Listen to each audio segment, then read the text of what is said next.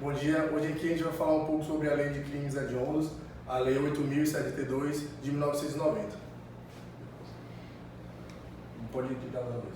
Bom, para começar, a gente vai fazer aqui um contexto histórico, o porquê dessa lei, e basicamente em 1997, aqui está até errado, ele é 1977, entrou em vigor a Lei 6.416, que foi para modificar a parte do Código Penal. Mas essa lei, essa mudança de lei que aconteceu em 1977 não conseguiu acompanhar a mudança que estava acontecendo na realidade do Brasil. A criminalidade vinha aumentando muito forte, juntamente com o crescimento dos números, né, de criminalidade, e a sociedade exigiu do poder do governo que fizesse leis, que as leis fossem mais brandas para que a criminalidade viesse a diminuir.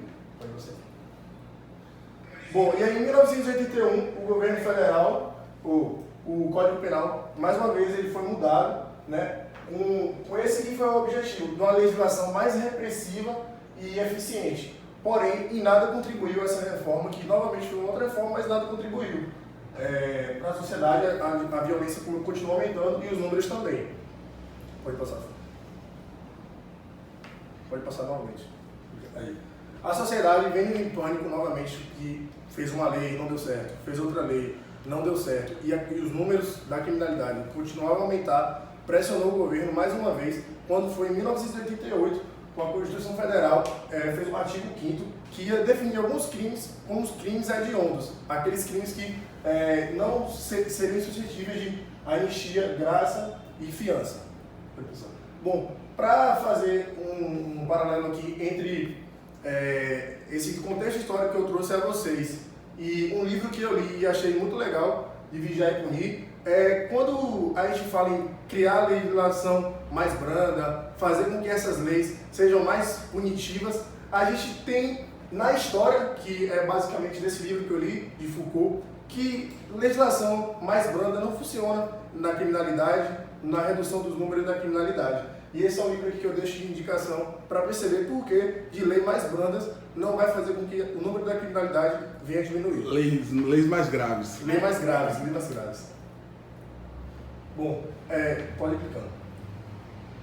Bom, a Lei de Crimes Hediondos, a Lei 8.072 de 90, ela tem uma previsibilidade constitucional no artigo 5º, inciso 43, o qual representa um mandado constitucional de criminalização expresso. Tá? Os crimes, eles são crimes de máximo potencial ofensivo e nem todos os crimes hediondos estão previstos no Código Penal. Vale lembrar que alguns dos crimes hediondos estão previstos em legislações especiais. Bom, alguns sistemas que são basicamente de crimes hediondos são três, tá? O legal, o judicial e o misto. O legal é quando ele está definido pelo legislador, tá? Ele é um taxativo. O judicial é quando o juiz ou o poder judiciário, a depender do caso concreto, vai definir como crime hediondo ou não. E o misto é a mistura dos dois, tá? A depender do crime concreto, tem ali uns crimes taxativos, mas ainda assim, a depender do crime concreto, o judiciário vai decidir como crime ou não, hediondo ou não. E o Brasil, ele adotou o sistema legal, que é somente crime hediondo, vai ser aquele que está lá taxativo, que vai estar lá na lei escrita. Bom, os crimes previstos como hediondo no Código Penal, eu vou começar com o homicídio, tá? Que o homicídio simples, ele, na sua modalidade simples, nem todo crime hediondo nem todo crime é considerado hediondo, mas na sua modalidade qualificada, todos os homicídios qualificados são considerados hediondos. O homicídio simples, que é considerado hediondo, é esse aqui, quando ele é praticado em atividade típica de grupo de extermínio, ainda que cometido por um só agente, tá? Então, essa é a modalidade do homicídio simples, que é considerado um crime hediondo. Homicídio qualificado, de todas as suas modalidades, como já disse aqui, são considerados crimes hediondos. Mas agora eu vou fazer um paralelo do homicídio qualificado. Pode passar. Pode ir. Ponto. Na natureza objetiva, a gente tem quando o crime não está relacionado com a pessoa, mas sim ao fato. Aqui eu trouxe alguns exemplos, que é meio insidioso ou cruel, modo surpresa, e na natureza subjetiva ele está relacionado com a própria pessoa, que aí tem motivo torpe, motivo fútil, vínculo finalístico e feminicídio. Pode passar, tem outro homicídio funcional, que é quando está ligado a pessoas que trabalham no sistema penal. A gente tem o homicídio privilegiado, tá? Esse homicídio privilegiado ele não é considerado um crime hediondo, que tem violenta emoção, valor social, valor moral. A natureza do homicídio privilegiado é subjetiva. E a gente tem aqui uma pergunta: é possível o crime de homicídio privilegiado e qualificado? Sim. Porém, só é possível o homicídio privilegiado qualificado se a qualificadora for de natureza objetiva ou modo insidioso ou cruel ou modo surpresa. Então, para ele ser um homicídio privilegiado qualificado, a natureza ele precisa ser objetiva. Passa aí, pronto, não passa agora não. Aí, o homicídio privilegiado qualificado é considerado um crime hediondo? E aí agora uma pergunta que muitas pessoas não sabem responder e acabam achando que sim, mas na verdade a resposta é não. O homicídio privilegiado qualificado, ele não é considerado um crime hediondo. Pode passar. A resposta é não. Pode passar um pouquinho. Agora, um outro tipo de crime hediondo que está previsto no Código Penal, que é a lesão corporal. Em regra, ele não é hediondo, mas algumas modalidades sim, que é quando é a natureza, quando é a lesão corporal de natureza gravíssima, previsto no artigo 129, parágrafo 2º, e lesão corporal seguida de morte. Artigo 129, parágrafo 3º, essas duas modalidades são consideradas crimes hediondos.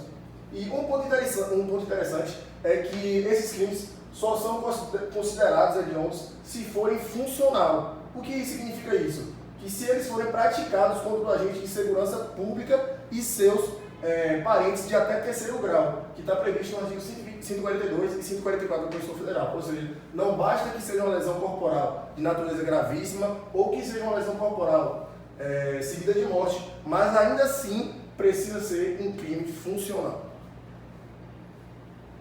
Terceira modalidade prevista no Código Penal é o roubo. Tá? Antes da Lei 13.964, ou seja, antes do pacote anticrime, era apenas considerado o crime hediondo o latrocínio, que é o roubo seguido de morte, mas após o pacote anticrime, a Lei 13.964, houve algumas mudanças. Tá? Passaram a ser considerados crimes hediondos o roubo majorado pela restrição da liberdade da vítima, tá? E aqui a gente abre um parênteses que restrição é diferente de privação, porque a privação é o sequestro, a restrição não é. A restrição, por exemplo, eu entro na casa de alguma pessoa, tá lá todas as pessoas dentro da casa e eu faço com que elas sejam restritas, eu mando elas ficar paradas enquanto eu faço o roubo. Essa modalidade é o artigo 157, parágrafo 2º, inciso 5.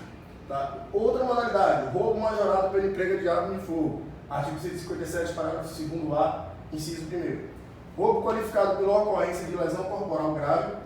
Quando a gente fala de grave, a gravíssima também está dentro, então não é porque só falou de grave que a gravíssima não abrange também gravíssima. Artigo 157, parágrafo 3º, inciso 1. E o roubo qualificado por morte, o latrocínio. Foi passado. Extorsão, aqui seguindo o quarto já, apenas a modalidade qualificada pela restrição de liberdade da vítima. Tá? Ocorrência de lesão corporal ou morte. Antes da Lei 13.964, antes do pacote de crime, bastava apenas a ocorrência de lesão corporal ou morte. Tá? Agora, precisa da restrição da liberdade da vítima. Abriu possibilidade para que a extorsão, que resulta em lesão corporal ou morte, sem que esteja presente a restrição de liberdade da vítima, não seja um crime hediondo. Aqui eu abri um parênteses porque essa realmente foi uma falha ou não deixada pelo legislador que abriu uma possibilidade. Tá? O roubo qualificado por lesão corporal grave ou morte é um crime hediondo. Já a extorsão qualificada por lesão corporal ou morte não é considerado um crime hediondo. E aqui a gente entra numa dubiedade que foi um paralelo deixado pelo legislador que a gente precisa pensar. Extorsão mediante sequestro, tá? Abrange todos os tipos, seja ele na sua modalidade simples ou qualificada. Aqui trouxe a tipificação, artigo 159. Você pode passar na frente. Estupro, abrange todas as formas também. Tá? Trouxe aqui a tipificação.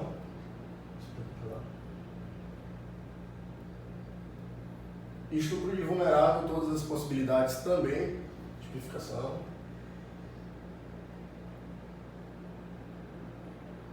Epidemia com resultado morte.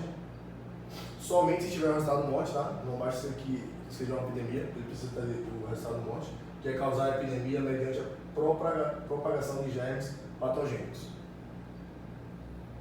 Falsificação, corrupção, adulteração de produtos para fins terapêuticos ou medicinais. Essa aqui é até uma legislação interessante porque a gente está no período de pandemia, período de coronavírus, onde alguns crimes que podem ser adulterados, por exemplo, álcool gel, máscara, luva, isso aqui é considerado um crime hediondo. Favorecimento à prostituição, voltar lá rapidinho. Somente quando ele é praticado contra criança, adolescente ou vulnerável. Então, para o favorecimento à prostituição ser considerado um crime hediondo, precisa ser contra uma criança, adolescente ou vulnerável. Furto. Como em regra, o furto ele não é um crime hediondo, tá? Mas depois da Lei 13.964, ela incluiu a modalidade do furto qualificado pelo emprego de explosivo ou artefato análogo. Artigo 155, parágrafo 4º. Tá? Já o roubo majorado pelo emprego de explosivo ou artefato análogo não é considerado um crime hediondo. Aqui novamente temos uma outra falha assim, do legislador, que no furto qualificado ele é, já no roubo majorado ele não é.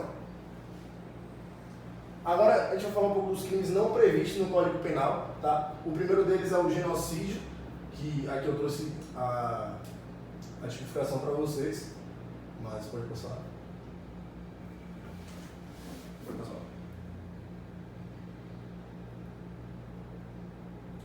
Aí agora a gente tem outros: posse ou porte legal de arma de fogo de uso proibido, comércio legal de arma de fogo, tráfico internacional de arma de fogo, e quando a gente está falando de arma de fogo aqui, abrange acessórios e munição, organização criminosa, e dentro da organização criminosa ela precisa de ser direcionada à prática de um crime hediondo, ou equiparado, ou seja, não basta seja só a organização criminosa, ela precisa que essa organização tenha fins para crimes hediondos ou equiparado. Abrindo outro parêntese, associação criminosa é diferente de organização criminosa. Tá? A associação criminosa não é crime hediondo, mas a organização criminosa é um crime hediondo. Equiparados a hediondos. Agora a gente tem aqui alguns crimes que são equiparados a hediondos.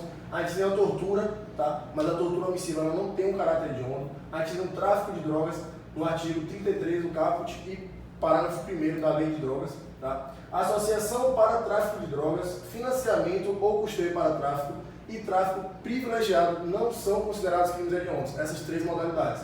Pode passar. Terrorismo, e a gente tem por fim, pode passar, e terrorismo. Consequências da aplicação da lei. Tá? O primeiro e mais conhecido como crime hediondo é fiança, graça, indulto e anistia. Tá? A gente tem uma pergunta aqui: é possível a liberdade provisória nos crimes hediondos? Sim, é possível. E o regime inicial do cumprimento de pena. Logo antes, quando meio que a lei foi criada, de crimes hediondos, o legislador definiu que o regime inicial de cumprimento de pena seria fechado. Mas logo depois, em 2006, o STF decidiu isso como inconstitucional. Tá? Já em 2007, o regime inicial passou a ser fechado. Ou seja, depois dessa inconstitucionalidade decidida pelo STF, o regime inicial passou a ser fechado. Ou seja, todo o regime inicial ele seria fechado. Mas depois, novamente, também o STF decidiu como inconstitucional. A gente pode ter agora fechado, semiaberto, etc. Consequências da aplicação da lei. A gente tem aqui a progressão de regime. Antes do pacote anticrime, né, da Lei 13.964, o primário era 2/5, ou seja, 40%, e o reincidente era 3/5, 60%. Depois do pacote anticrime, depois da Lei 13.964, o primário ele passou a ser 40%, primário com resultado morte, 50%, condenado por exercer comando, 50%, reincidente já aumentou para 60%, na verdade permaneceu 60%, e reincidente com resultado morte passou a ser de 70% para progredir de regime. A gente tem aqui também o livramento condicional, tá? Quando o réu é primário sem resultado morte, ele precisa ter mais de 2/3. Réu primário com resultado morte não é possível, e reincidente específico também não é possível. E esse foi a nossa aula aí sobre crimes hediondos. Parabéns, Lee, parabéns, show de bola. Você é um cavalo, um monstro. Valeu, seu. Show.